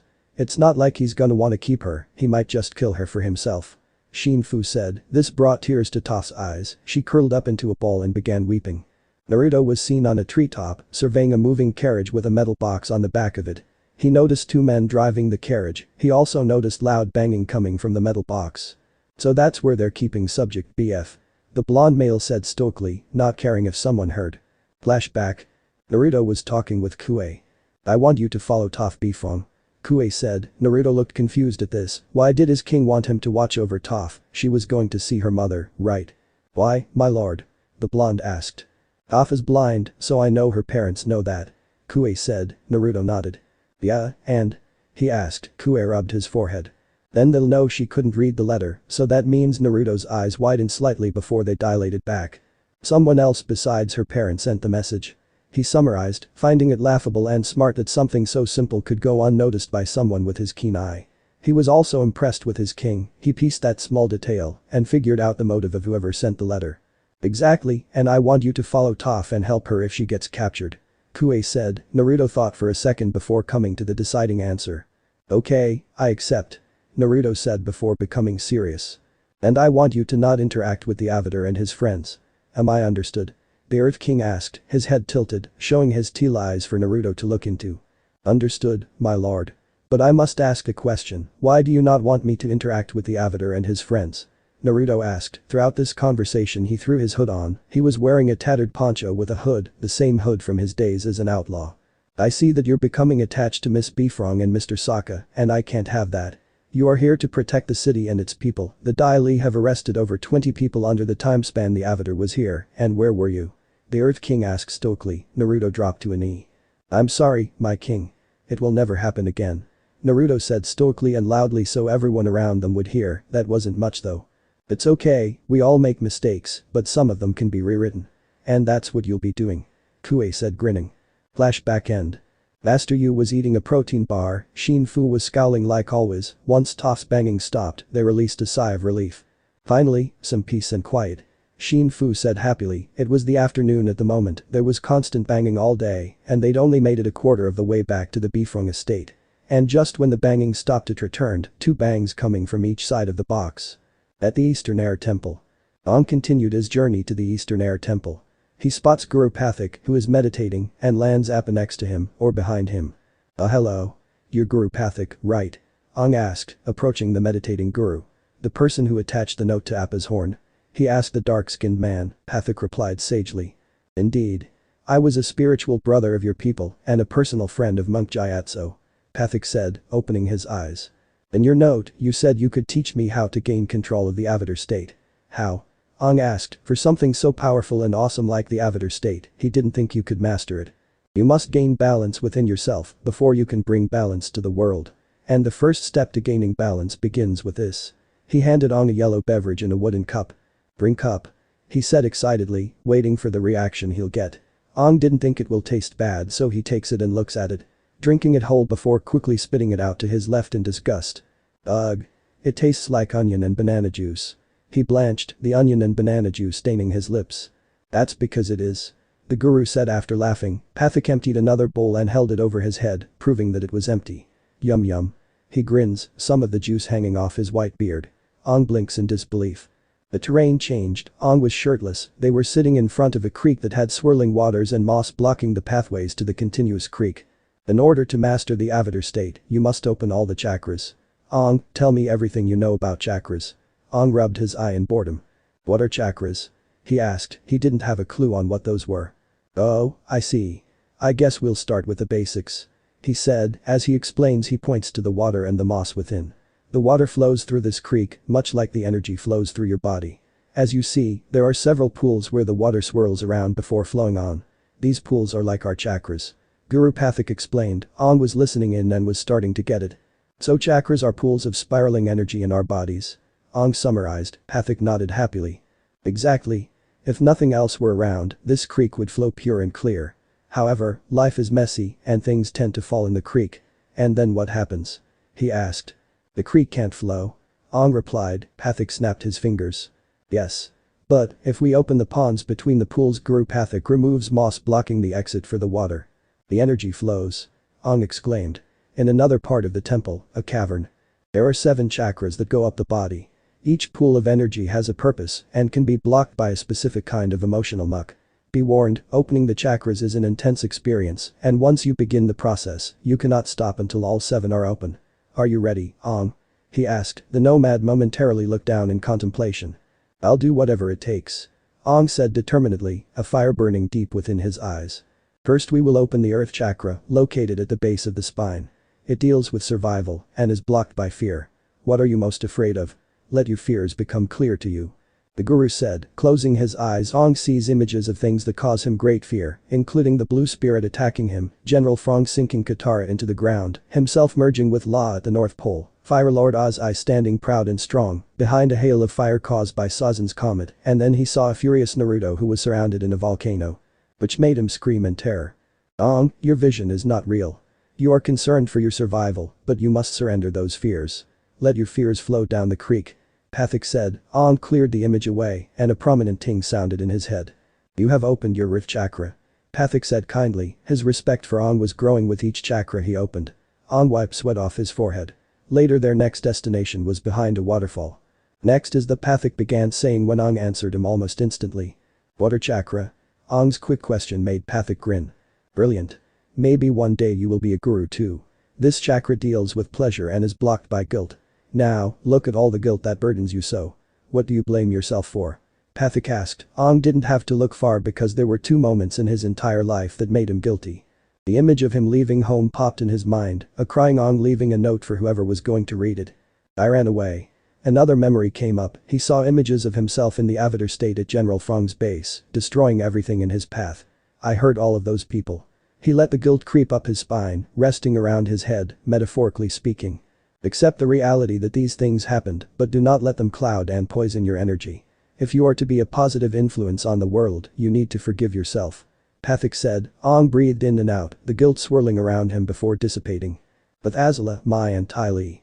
After debriefing with Kue, Azula, Mai and Ty Lee were given a hotel to stay in the upper ring. Mai and Ty Lee are removing their makeup. A smiling Ty Lee is looking in a mirror. She is wiping the last traces of her Kaiashi makeup from her face. Mai is seated next to Ty Lee, still working on her own face. We have been presented with an extraordinary opportunity, girls. Azula said, inwardly plotting the demise of the Earth Kingdom in itself. Mai finally gets to wear makeup that's not totally depressing. Ty Lee asked. Azula walked past toward a window. Mai with large dark splotches of black makeup dripping down her eyes, sarcastically replied. Ha ha. And with that she went back to removing the makeup. I'm talking about conquering the whole Earth Kingdom. Azula said with a sinister grin. The two girls turned to face her with shocked looks. For 100 years, the Fire Nation has hammered away at Ba Sing Se from the outside. But now we're on the inside, and we can take it by ourselves. She planned evilly. Ty Lee looked at Azula with admiration shining in her grey orbs. Gosh, you're so confident. I really admire that about you. Ty Lee told Azula. From the inside, we're in the perfect position to organize a coup and overthrow the Earth King. The key is the Dai Li. Whoever controls the Dai Li controls Ba Sing Se. She explained sinisterly. Suddenly a thought crossed her mind. Where is Menma? The daughter of the Fire Lord asked. Suddenly a knock came from the door. Hakage. A voice came in from outside the door of their room. Ty Lee, seeing she was done with her makeup, she skipped to the door. Opening the door she saw a man in Earth-style robes, showing that he was the local mailman. Hello, sir. She greeted cheerfully. He didn't pay her any mind and gave her a clipboard with a scroll and a paintbrush on the board. Sign here please. He said. Ty Lee scratched her head dumbly. What do I sign? Ty Lee asked. Azula came up behind her, a puzzled expression. Excuse me, but we did not order a Hakage. She said. And I didn't ask that ma'am. I want a signature, I don't care what's inside. He said lazily, lighting a cigarette. Well, okay then. Thank you for this gift. She was stopped when he shoved the huge box into their room and gave her the clipboard. I don't care for your thanks, I just want a signature so I can go home for the night. He sighed, blowing smoke out of the corner of his mouth. Rude. Azula mentally cursed. She quickly signed the board and slammed the door in the man's face. Bye. There were mixed reactions with what was inside the box. Ty Lee jumped around excitedly, flipping in the air and her dress showing her indecent parts. Mai didn't care much, but there was a bit of curiosity in her amber eyes. Azula was skeptical. This could be the Earth Kingdom sending a bomb that will detonate their room. Or maybe it's just a nice gift. Azula and Ty Lee surrounded the box, lifting open the lid, and they saw styrofoam in their vision. Then a hand came out and a loud yawn was sent throughout the room. Burglar? Azula called out. A red head poked his head out of the box in a comical fashion. What's up y'all? He yawned again. Why are you in a box? Ty Lee asked. Menma enveloped himself in fire, burning the styrofoam and the box and a bit of his Fire Navy clothes. Whoops. He sheepishly said, rubbing his head. There's some clothes in the top drawer of the old couple that lived here. Mai said, finally removing the rest of the makeup. And hello to you too. Menma greeted. He walked over to said drawer and pulled out robes for old grandpas. Ugh, do I have to wear this? He groaned childishly. Who cares? Just put them on. Azula pinched the bridge off her nose. Idiots. So why are you in a box? Azula asked with crossed arms. I was in a box, I couldn't find a way to get into Ba Sing Se without being spotted or given suspicious looks. Menma said, jumping on Azula's bed. Okay, where are you sleeping? The princess asked. Menma waved his hands. Here, in this bed. He said after taking his shirt off and tossing the blankets over him. Good night. No, you're not sleeping in my bed. She hissed, nudging him with her foot. He snored loudly to drown out the noise that was Azula's voice. Fine. We'll share the bed. She said, pulling the covers over and attaching herself to Menma, trying to embarrass him, but he was asleep. Oh Lala, looks like you're having a good time. Ty Lee said. Azula didn't show it, but she was enjoying herself in bed with Menma. He was warm, most likely sending off waves of heat to warm himself up subconsciously. Silence. I'm going to sleep. Azula quickly said, pressing her body up against the reeds, her soft bosom sitting on his bare back. But Naruto. He pulled some rocks out of his pocket and made a lava disc out of said element. The disc cut its way through one of the wheels on the carriage. The distraction was all Toph needed. She felt the vibration from the wheel being cut and she leaned all her weight backwards, tipping the box over on top of Shin Fu and Master Yu, who were screaming and hugging each other. Smash. Now Toph found herself in an even worse situation. She was stuck in a lopsided box with no way out. She pulled out the knife Naruto gave to her. She examined the knife. Why would he give me a knife? Toph asked herself, twirling the knife in her palm without touching the bent weapon. It took a couple minutes for her to realize that the girl was bending the metal knife. Oh my freaking god. Toph exclaimed and got a nice idea. She punched the roof door, resulting in a loud bang and a big dent. Woo. Toph, you rule. She grinned, shaking her sore hand. The box was suddenly flipped back over, Toph screaming her head off. Head off. Shin Fu yelled, punching Master Yu in the face. He got off the carriage with a bunch of scratches littering his body, and Naruto left the scene, seeing as he didn't need to save her. Shin Fu saw Toph's prison was tipped over, and with assistance from Master Yu, they got the box standing again, but saw a humongous hole in the ground where the box was and a massive hole in the box. It's another one of her tricks. Master Yu accused. Shinfu looked at him with a stupid look in his eye. There's a giant hole in the box. How is that a trick? The head of the fighting promotion of the Earth Rumble asked, a voice behind them made them turn around. It's not. It's the real deal. Toph shouted. She earthbends the two men together with earth plates, throws them in the cage, and bends the box shut with her new sub-element, metal. I am the greatest earthbender in the world. Don't you two dunderheads ever forget it. She yells, stomping on the box and exits using earth surfing. She makes her way back to Ba Sing Se. I'm going to be stuck in here forever with you, aren't I? Shinfu asked from inside the box. I have to go the bathroom. Master Yu said meekly. Shinfu groaned and slammed his head against the box when he heard the sound of urine touching the box in his feet. Back with Menma Dream. A 6-year-old Reed could be seen swinging a sword, wooden of course, he was swinging the sword with grace and furiosity. He was in a training ground that belonged to his parents on their land. Naruto was hanging out with Zuko, Ty Lee and Mai. They went to eat ramen. Hey tomato. A 6-year-old girl yelled out from a tree branch. Azula. You need to get down from there, now. Menma hissed. Azula, who was sitting on the branch of the tree, tucked her legs on the tree branch and moved back so she was hanging upside down. Or what? You gonna tell your mom? She taunted. No, because that tree is his sentence was cut when. Snap. The branch Azula was on snapped and she fell into a pile of hay bales that was luckily there. That tree is 43 years old and it is probably rotting. Menma sighed. He blew some fire to the branch that she broke and it was burned to a crisp. What do you want? He asked, helping Azula up. Is that how you talk to your future queen? Little Azula asked, striking a pose of elegance. I don't know. Let me think about it. What do you want? He asked nonchalantly.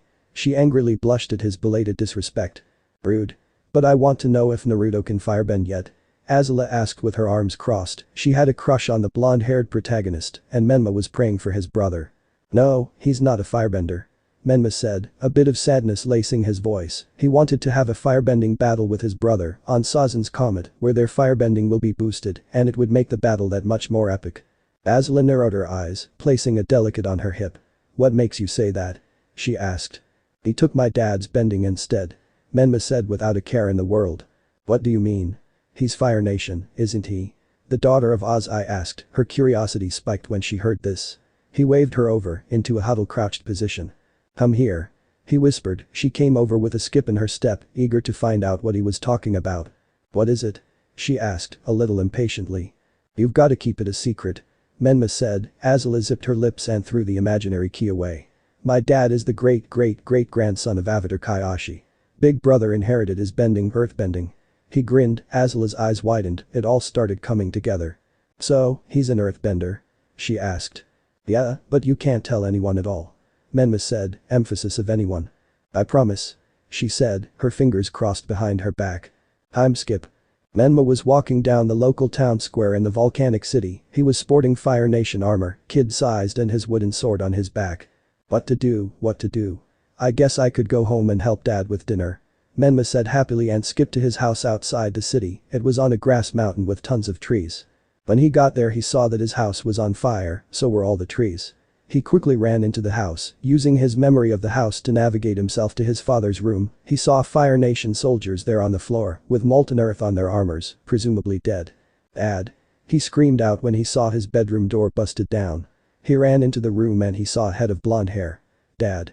Menma called out, turning his head. It revealed a younger Naruto, who was on his knees, holding a bloody body. You, Naruto hissed. His blood boiled when the body in his arms disintegrated into ash. You did this? Naruto whispered, clenching his hands tightly. No. I didn't, the only person I told was Azula.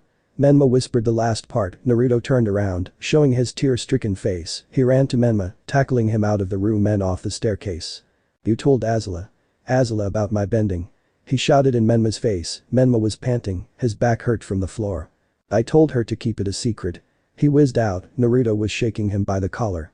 Did you keep it a secret? He screamed at Menma. No, he started getting a sore head from Naruto's consistent banging of his head. Naruto let him go. He gasped for air.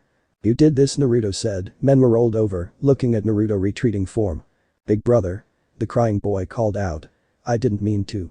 Menma wept. Naruto turned back around, showing that it wasn't Naruto, it was his father's face, on his brother's body.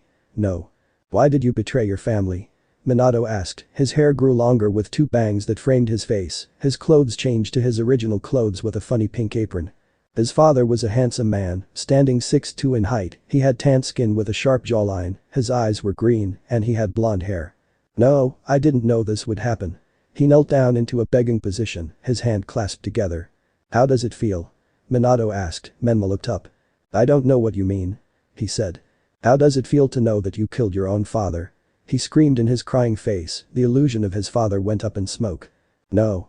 He screamed, a fist came out of the smoke, punching him in the face. Azula's head poked out of the smoke with a sickening grin. Hey tomato. She greeted, looking around at the burning house. It's beautiful. It's your fault. If you hadn't snitched on me I would still have my family. He screamed in agony, a sword pierced through his stomach, it was his wooden sword, in the hands of Azula. Shut up and die already, Menma. She grinned savagely as she also went up in smoke and his body started disappearing in ash. Nuo. He screamed as his head was ash and the house collapsed. End of dream. Menma threw his body up, screaming. Nuo. He shouted, back in his regular body. He looked around, seeing he was back in his room with Azula cuddling up against his body. He touched his chest, feeling the stab wound not there. I'm sorry Dad, wait. That's not what happened. It wasn't real. He thought, he left the bed and room, he needed to train. Scene cut Chameleon Bay. At Chameleon Bay, Hakoda is teaching Sokka a secret technique exclusively to the Southern Water Tribe. This bay leads directly to the outskirts of Ba Sing Sea. We've been using these tangle mines to stop the Fire Nation ships from getting through. Hakoda explained, Beto was filling the mine with skunkfish and seaweed before moving away. Your father invented tangle mines himself. Beto informed. Sokka looked calculatedly at the barrel. Destructive. Buoyant. And Sokka took a quick whiff and immediately became disgusted. Terrible smelling. He pinched his nose in disgust. Very perceptive. The mines are filled with skunkfish and seaweed. When a ship detonates the mine, the seaweed tangles up the propeller and the foul smell forces people to abandon the ship. I call it the stink and sink. Hakoda said with a grin as Sokka laughed. Good one, Dad. Beto stood nearby unamused. You're definitely your father's son. Beto rolled his eyes, another Water Tribe warrior came up to Hakoda with a serious expression. Chef Hakoda, our scouts have spotted 4 Fire Nation battleships. The warrior relayed the message before leaving. Beto, get these mines loaded up. The rest of you men, prepare for battle. He ordered. Sokka looked around, seeing the other warriors run off to prepare for battle. What should I do, Dad? Sokka asked. Hakoda responded with a bit of pride in his voice and a smile at the end. Aren't you listening? I said, the rest of you men, get ready for battle. Sokka smiles and departs with a head nod. So this part ends here. Alright, that's it for today's video guys, let me know in the comments section how was the story and also don't forget to like, share and subscribe. I will meet you in another video, bye bye.